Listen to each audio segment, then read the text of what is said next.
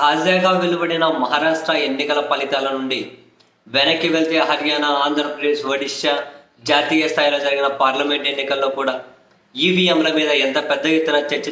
జరుగుతుందో చూస్తూ ఉన్నాం. ఏ చర్చకు, ఏ అనుమానానికి కూడా కీలకమైన వ్యవస్థలు సమాధానం చెప్పే ప్రయత్నమే చేయడం లేదు. తాజాగా ఈవీఎంల మీద, బ్యాలెట్ పద్ధతిలో ఎన్నికలకు వెళ్లాల్సిన అవసరం మీద మాజీ ముఖ్యమంత్రి వైసీపీ అధినేత వైఎస్ జగన్మోహన్ రెడ్డి గారు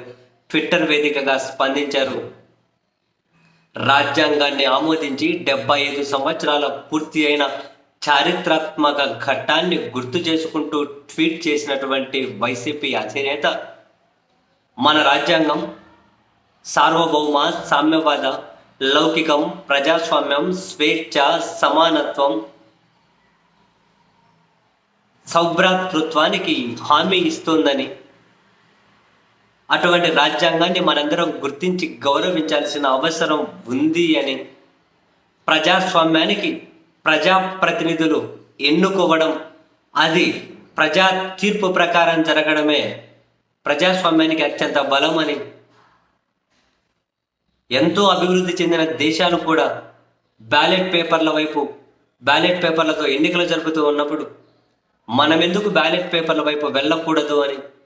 ఈవీఎంల మీద అనుమానాలు ప్రజాస్వామ్యానికి మంచిది కాదు అని, ప్రజాస్వామ్యం ప్రబలంగా ఉండడమే కాదు, ఆ ప్రజాస్వామ్యం బలంగా ఉంది అనే నమ్మకం కూడా ఏర్పడే విధంగా ఉండాలి అని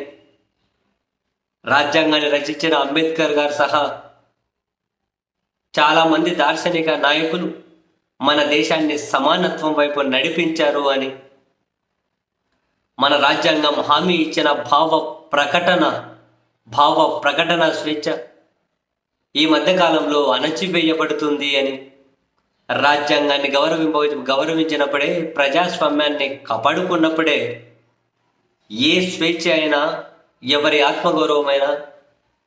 ఎవరి హక్కులైనా కాపాడబడతాయి అని చెప్పి జగన్మోహన్ రెడ్డి గారు తన ట్వీట్లో ఆకాంక్షించారు.